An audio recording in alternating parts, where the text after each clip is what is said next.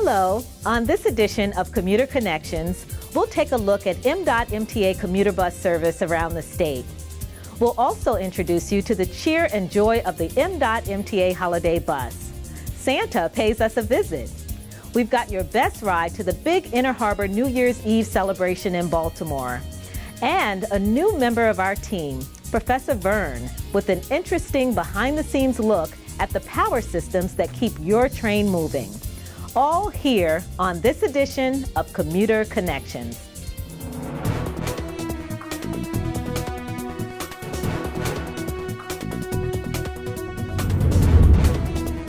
You see MDOT MTA transit services on the streets, roads, and avenues around town.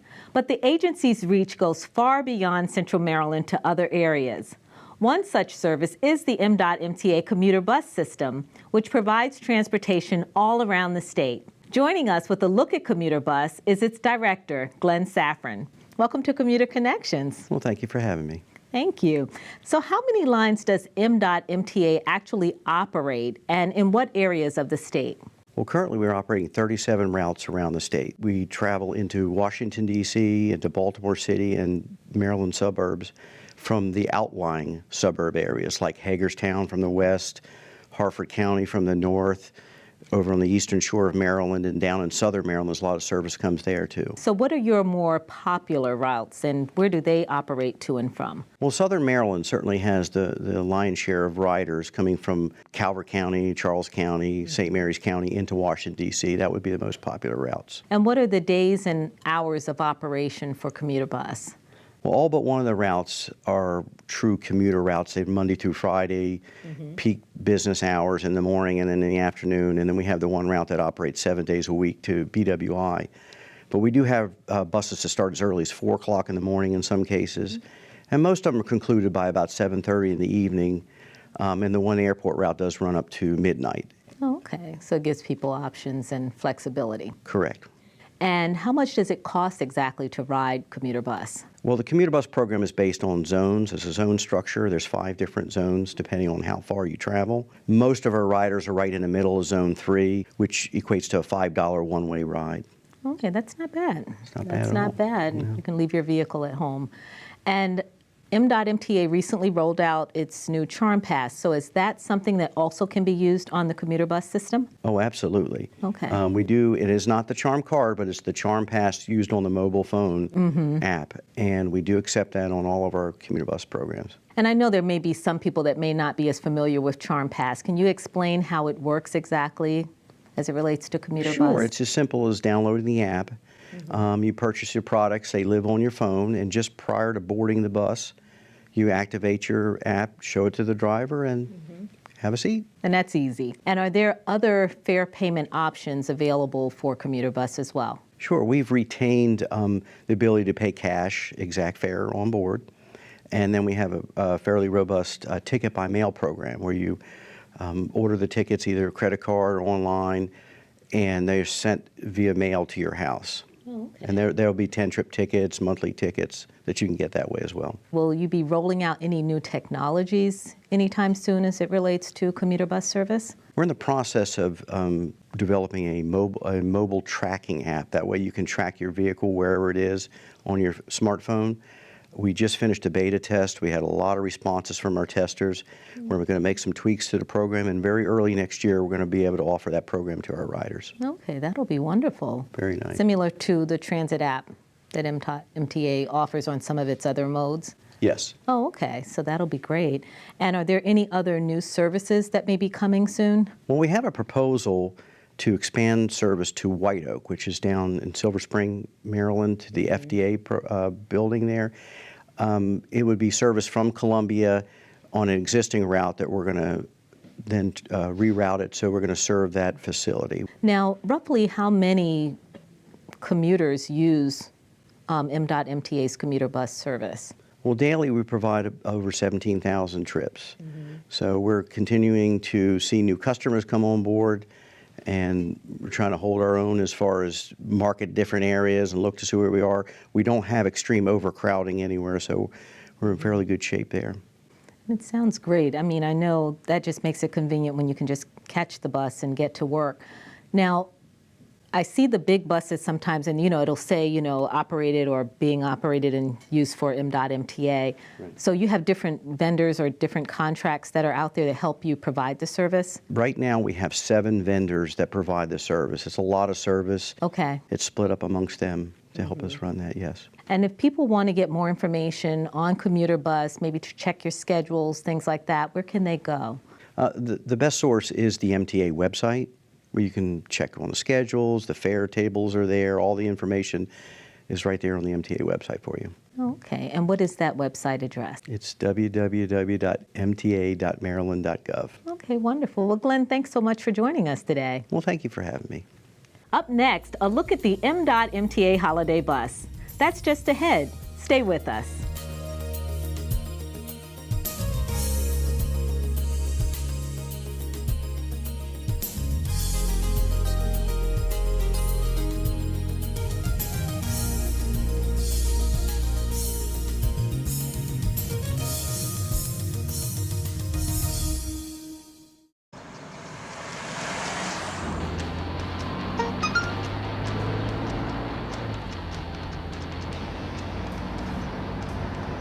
The average text takes your eyes off the road for nearly 5 seconds.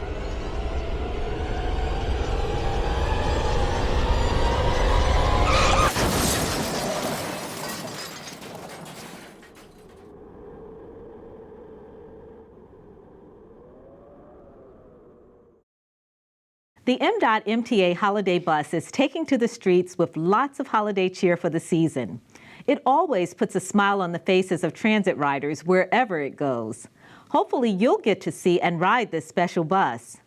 MDOT MTA Manager of Community Relations, Eleni Flannery, joins us with a look at this annual tradition in transit.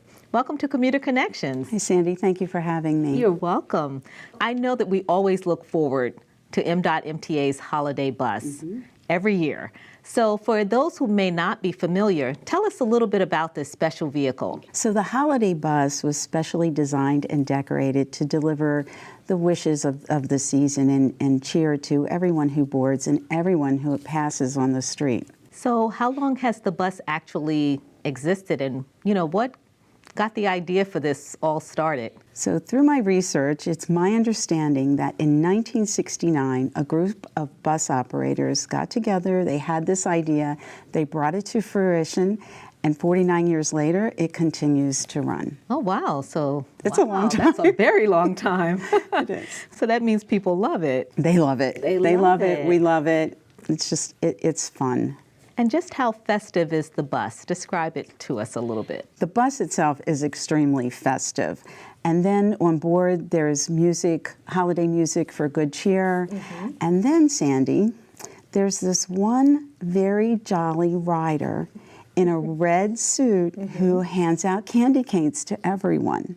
Oh, that's wonderful. I'm sure the kids are thrilled. It is wonderful. And I have to ask, what has been the response that you've received from transit riders? They're surprised. Usually they do a double take when the bus pulls up, and once they board, they're amazed by the joyous atmosphere inside. Most folks say that it changes their mood for the entire day. They don't want their rides to end. And one quick story, one of our youngest riders who boarded last year was riding with her mom. She rode the entire trip sitting with Santa. And when she and her mom got off at their stop, this little girl stood on the sidewalk screaming with excitement. She couldn't wait to get to school to tell everyone about it.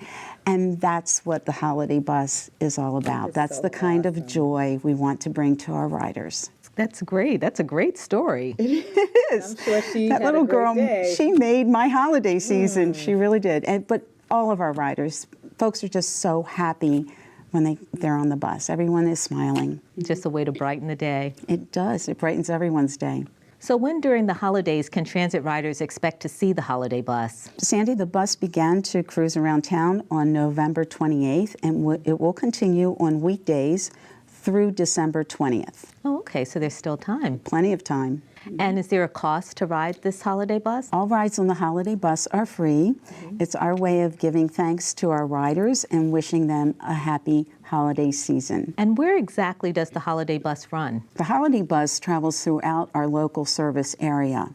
It will ride on 4 to 6 City Link and Local Link routes each day. Is there a schedule to help customers be able to find the holiday bus?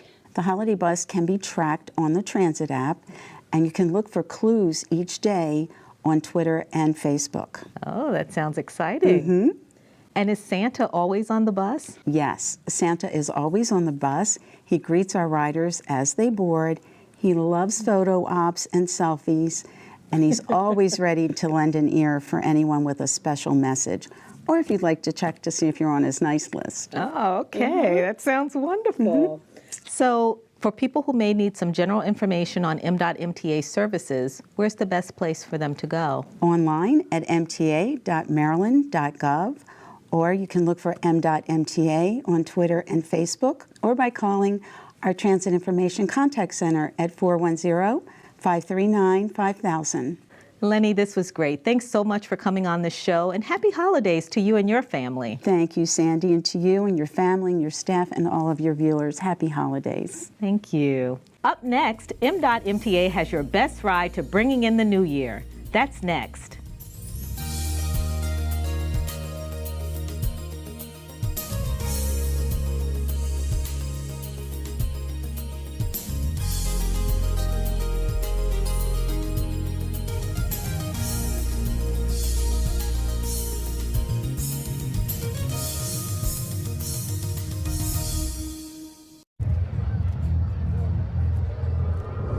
Looking for these? You drive buzzed. It could be one very expensive ride. First, you gotta make bail. Then pay me to get your car back. Your insurance premiums will go through the roof. And my legal fees just keep adding up. All told, it could end up costing you $10,000. Buzzed, busted, and broke. Because buzz driving is drunk driving. Each year, large numbers of people gather at Baltimore's Inner Harbor for the New Year's Eve celebration and fireworks display. Of course, it's all part of bringing in the new year. And M.MTA has your best ride to this year's festivities. Joining us with all you'll need to know about the celebration and about getting there is the Communications Director of the Baltimore Office of Promotion and the Arts, Tracy Baskerville. Welcome to the show. Thank you for having me. So how long has Baltimore and the Baltimore Office of Promotion and the Arts been throwing this huge New Year's Eve celebration at the Inner Harbor? We've thrown it, we believe, since our inception, which was in 1977, is when the office was created in its various iterations. So we've been doing New Year's Eve and ringing in the new year with fun and fabulousness for many, many years. Okay, good long time. Yes, I was not there for all of those years, I always like to say.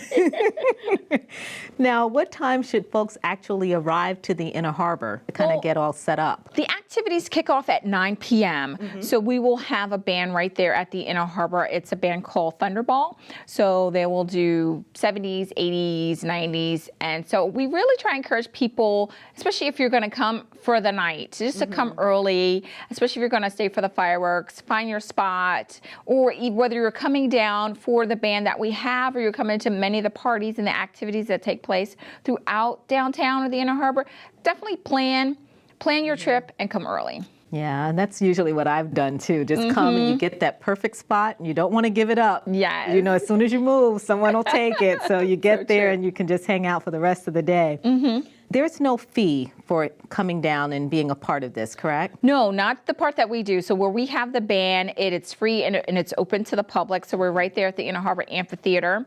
Also right next door, part of the celebration is the Pandora Ice Rink along with Waterfront Partnership. So the ice rink is right there. So there is a fee to skate on the ice. But for the celebration that we're doing right next door with the band and then the fireworks, it's all free. Oh, that's great. So you can bring the whole family down. You can bring the whole family. And we always have built this as an alternative for families to come, because we know on New Year's Eve sometimes the parties can be expensive. So this is a fun way to still partake in the activities and to do it for free.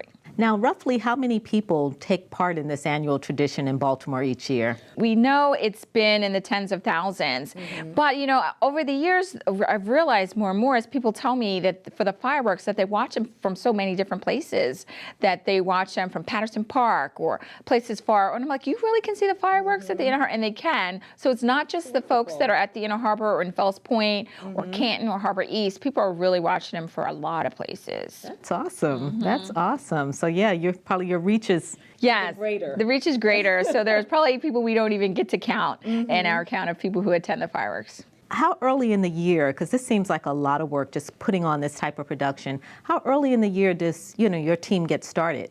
We usually start probably in the beginning of the year. We work with a fireworks company. The fireworks company this year is Pyrotechnico, to figure out the show. And we do so many events throughout the year and programs that we definitely like to get ahead of everything. So it's not a last minute production at all. And I know the fireworks display is really the big It is. Woo-ha, right? Yes, that kind of caps off the night, ringing in the new year, so right at the stroke of midnight. So Pyrotechnico is the fireworks company. Okay. So the show, it's about 15 minutes long, and it's choreographed to music. So we usually will start off with, Way to Ring in the New Year. Usually traditional is Auld Lang Syne a lot of times. Sometimes we like to shake it up and do things differently, or we'll end with that. But it really is a great show. It's 2 barges that are docked in the Inner Harbor. There's a barge that's further out in the Inner Harbor, and there's one that's further in, that's closer to where the Constellation is docked near Pier 1. And so we'll have the smaller fireworks shells go off there, and then the bigger ones that everyone can see a little bit farther down in the Inner Harbor. Now, does your office have input to the music and things like that? We do, actually. We do. We work with the company, and they'll do some songs. We'll try and do usually some hits from the past year, that songs that were popular, or songs that are evergreen and forever popular that we'll listen to. And a lot of times people will come, oh, I really like the music. Oh, I didn't like that song. So we try and do our best to make it a fun experience. So everybody I'm sure the majority of people love it. Yeah, once midnight hits, everybody just is in a feel-good mood. So you'll hear the music right there at the Inner Harbor when people are dancing right at the amphitheater. So I remember one time, I guess Y2K, I was in my office because we had to work. Yeah, so did we. It was so nice just to be able to look out and see that harbor view and see those fireworks. They were beautiful. But you all do an awesome job every year. Thank you. We try. And yes, you're right. So many people are working too, and they have to. So this way they get a show if they have to work. Now, in your opinion, where's the best place to position yourself to really see the fireworks and everything that's going on at the Inner Harbor? Probably along, even though we have the band right there at the amphitheater, probably closer along the west wall. So that area somewhere between the Science Center and the amphitheater, because you can get more of a straighter shot. But, people say, you can see them from Federal Hill, you can see them, like I was mentioning, from Harbor East, that there are so many. It's kind of hard to pin down one spot, but I think people, once they find the spot, that then they keep it a secret and they don't want to share. Where people say, we pull over. I'm like, don't stop and pull over to watch the fireworks. Do it safely. And, speaking of that, I know a lot of people kind of pour into the Baltimore Inner Harbor for the festivities. What would you say would be the best way to get there? If you really wanted to just leave that vehicle at home and not worry with the parking hassles and all that and the traffic, what's the best way to probably get to the Inner Harbor? Well, the best way is public transportation, MTA. And the great thing about being centrally located at the Inner Harbor, you have the light rail, which is not that far away. You have buses, and you have the Metro subway that goes right there. So you have all these options to get to the Inner Harbor via MTA. And for more information, if someone wants to plan their trip, where's the best place for them to go?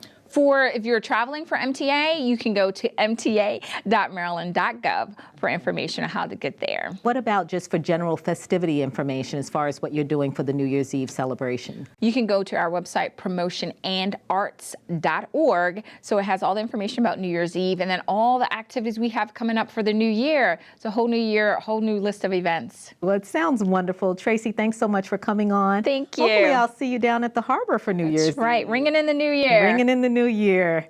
Thanks again. Thank you. Commuter Connections welcomes a new member to our television team. He's Professor Vern, our nerdy, eccentric, but very knowledgeable go-to person for an understanding of all things technical and scientific in transportation.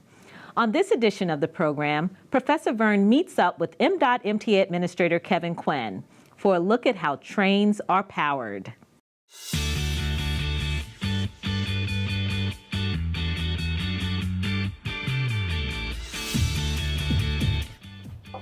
Hey, Professor Vern, how you doing? I'm doing great. I'm working on an IGPT power monitor. Should I even ask what that is? Probably not. It would take too long to explain. Understood. So, Professor Vern, I was showing some children how model trains work. And they were asking, how do the metro subway trains work? Can you tell me? I'd be glad to. Actually, model trains work off of about 12 volts DC, but the metro subway trains need 750 volts DC to operate. Let's visit a traction power substation and see how it's generated. Absolutely, let's go.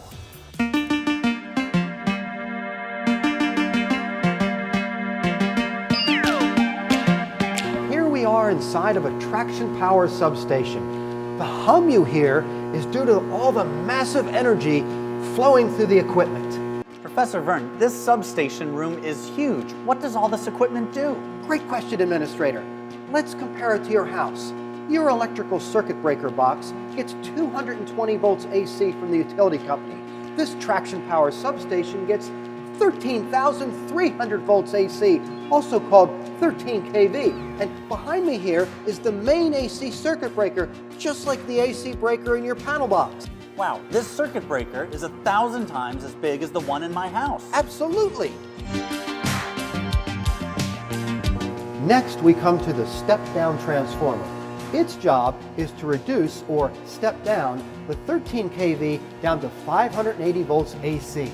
Professor Vern, what is a transformer and how does it work? That's a great question. A transformer is basically two coils of wire. There's a primary winding and a secondary winding. Now, depending on the number of turns of wire in the secondary compared with the primary, the transformer either steps up or steps down the voltage.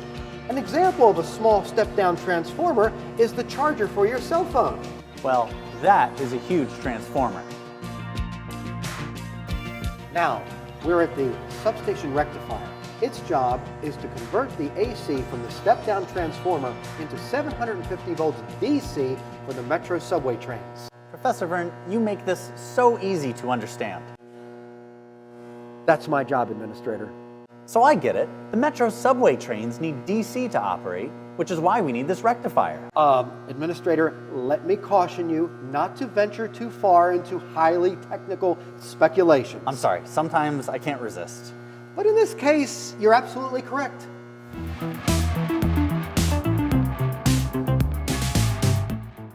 Now we come to the DC switchgear. Now, just like in your home, energy is supplied through circuit breakers whose job is to trip open if the current gets too high.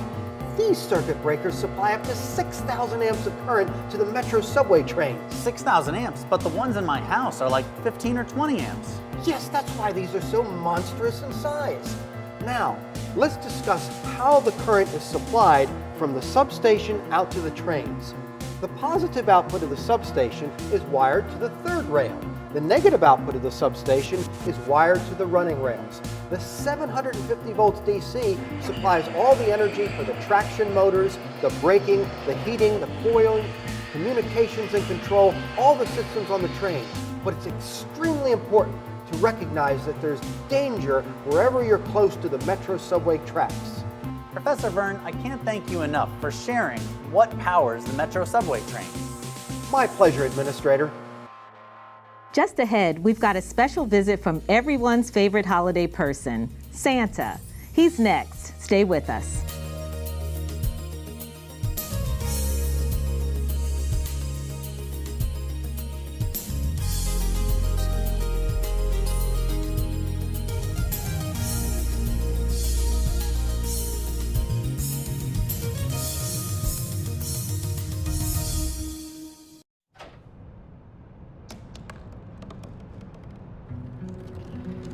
They said I couldn't dream.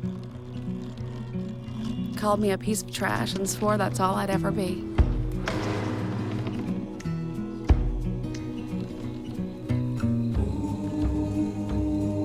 Said a bottle couldn't see the ocean.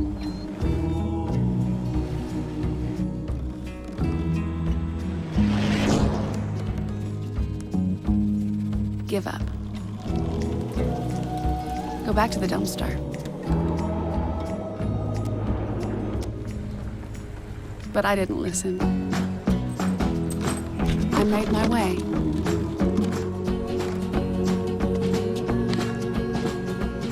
And now, I am what I've always wanted to be.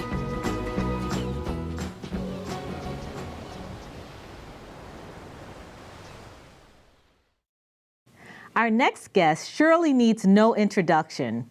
With just a glance, you know who he is and definitely the time of year. We welcome Santa to Commuter Connections. Good to have you back, Santa. Thank you, Sandy. Thank you, Sandy. So how has the year been for you? Oh, the year's been wonderful. Oh, just some time off away, but right now we're getting back to getting those toys together for the boys and girls. I know, it's so hard to believe that it's that time of the year already and we're gearing up for the big day. Yes. So are you all ready for Christmas? Just about. We've already started getting the toys together and just waiting for that big day. How long does it normally take you to prepare? I would say from the time we finished last year at Christmas, we took a 2-week vacation and then back at it again. And like I said, we're just getting at that finish line. So I know delivering gifts to all the boys and girls around the world is a daunting task. Yes. How are you able to get it all done, especially in just one night? Elfin magic.